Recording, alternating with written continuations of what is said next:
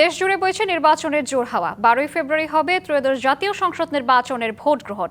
এ নিয়ে কি ভাবছেন সাধারণ মানুষ থেকে শুরু করে আগামীর জনপ্রতিনিধিরা, সে কথা জানাতে ডিবিসি নিউজের ইলেকশন এক্সপ্রেস ছুটে যাচ্ছে সব সংসদীয় আসনে। এখন রয়েছে সংসদীয় আসন 270 নোয়াখালী 3-এ। সিএসআরএম ডিবিসি ইলেকশন এক্সপ্রেস আজ আছি নোয়াখালী জেলায়। এই মুহূর্তে আমাদের সাথে অতিথি হিসেবে যুক্ত আছেন নোয়াখালী 3 আসনে বাংলাদেশ জামায়াতে ইসলামী মনোনীত প্রার্থী মাওলানা মোহাম্মদ বুরহানুদ্দিন। আমরা তার সাথে কথা বলবো। আপনাকে আমাদের অনুষ্ঠানে স্বাগত জানাচ্ছি। আপনি তো এই আসন থেকে নির্বাচন করছেন, নির্বাচনের হাওয়া কেমন বইছে? অত্যন্ত উৎস উদ্দীপনার সাথে আমাদের নির্বাচনী কার্যক্রম চলছে। আমরা দেখতে পাচ্ছি যে ইতিমধ্যে আমি 16টি ইউনিয়ন এবং একটি পৌরসভায় গণসংযোগ করেছি। আজকেও আমি এই বেগমগঞ্জের গোপালপুর ইউনিয়নে গণসংযোগ করছি।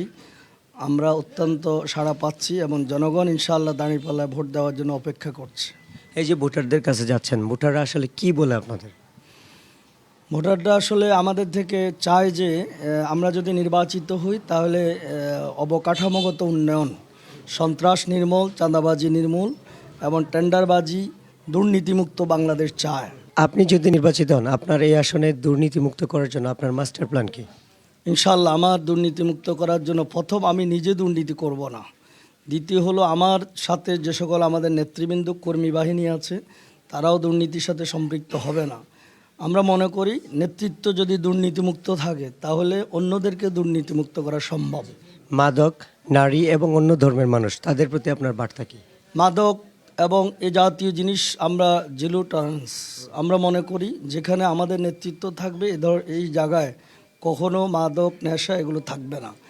আর ভিন্ন ধর্মাবলম্বীদের ব্যাপারে আমাদের বক্তব্য হলো এদেশে হিন্দু, মুসলিম, বৌদ্ধ, খ্রিস্টান সকলেই বাংলাদেশের নাগরিক।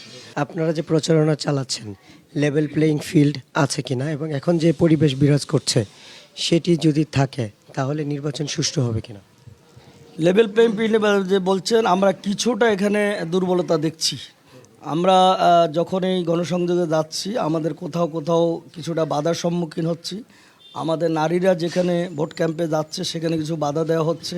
যদি বিজয়ী হয়, দাঁড়িপাল্লা বিজয় হয়, তাহলে নতুন বাংলাদেশ তৈরি হবে, ইনশাআল্লাহ গঠন হবে। আমাদের সাথে যুক্ত হওয়ার জন্য আপনাকে অসংখ্য ধন্যবাদ। সিএসআরএম ডিবিসি ইলেকশন এক্সপ্রেস আজ সারাদিন থাকবে এই জেলায়। পরবর্তীতে নতুন কোনো প্রার্থী নিয়ে আপনাদের সামনে আবারও হাজির হব। ততক্ষণ আমাদের সাথে থাকুন, ভালো থাকুন।